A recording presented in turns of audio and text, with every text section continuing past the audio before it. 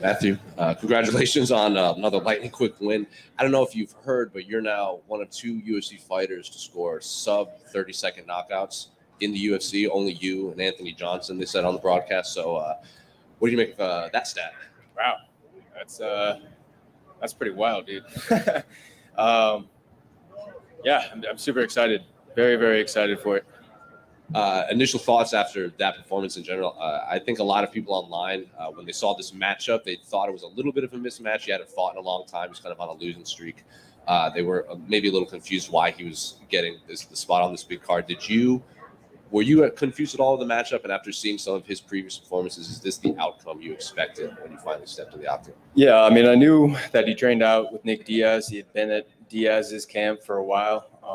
I think at least since 2014, because this is his last fight I was looking at the other day while that was online. It was he was still a part of Nick Diaz's camp. So he comes from a world-class camp, man. He trains with really good people. But so I didn't really buy into the whole like, oh, they're just bringing this guy in, this and that. Like I was fully ready for a war with a better version of Martin Sano. But for sure, I knew that I had the ability to go in and finish it lightning quick, as I have that belief with anybody I fight.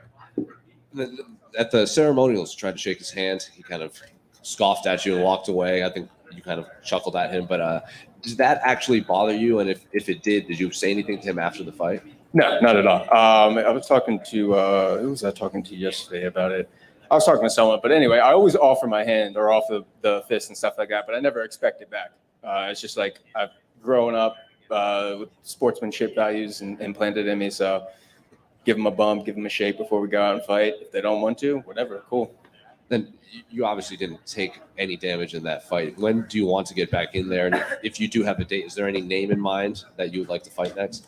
I'm not much of a call-out person, man. I'm just kind of like happy to be here, and whoever the UFC feels that is a good challenge for me, then I'm like, all right, let's do it, man. But I will say, if there's any welterweights out there who want to dance, give me a shout, and we can set something up.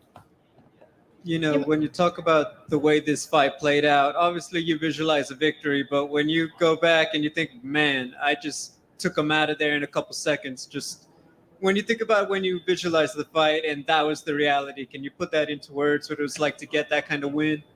Oh, dude, it was, it's definitely hard to put into words, but it's just a reaffirmation of what hard work does for you, man. And it's like, I have a lot to go in terms of being a better athlete and being a better fighter and being as focused as I can be.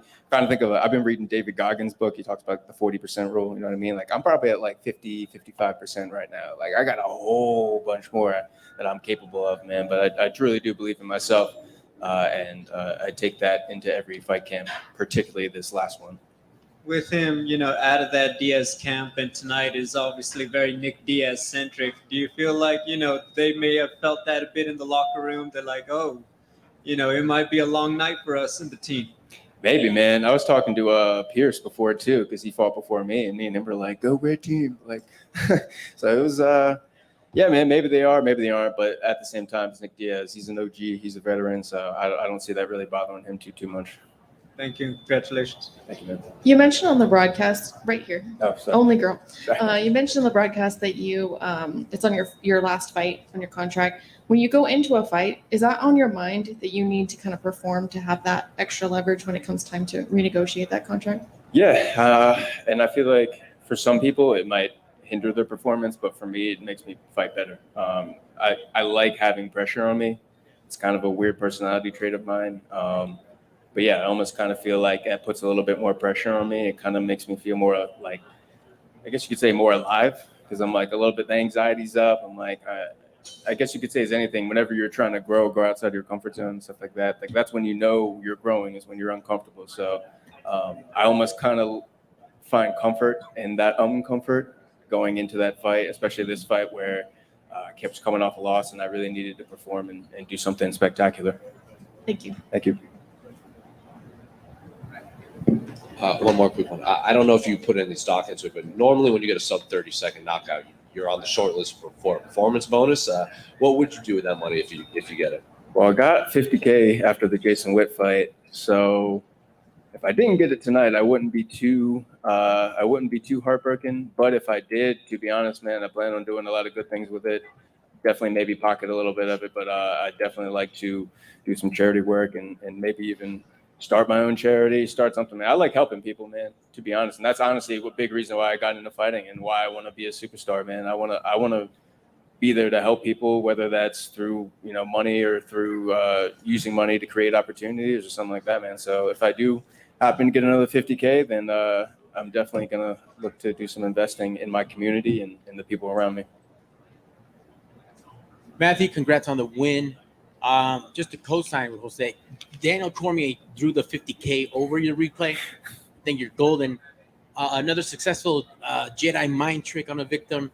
How good does this feel? And then it kind of gets a taste out of the chaos fight, that performance you wish you could do. Oh, yeah, man. Wash that taste right out of my mouth for sure, man. And I've always had like a pretty short memory, you know what I mean? And I definitely never forgot the chaos fight. And I learned a lot from that.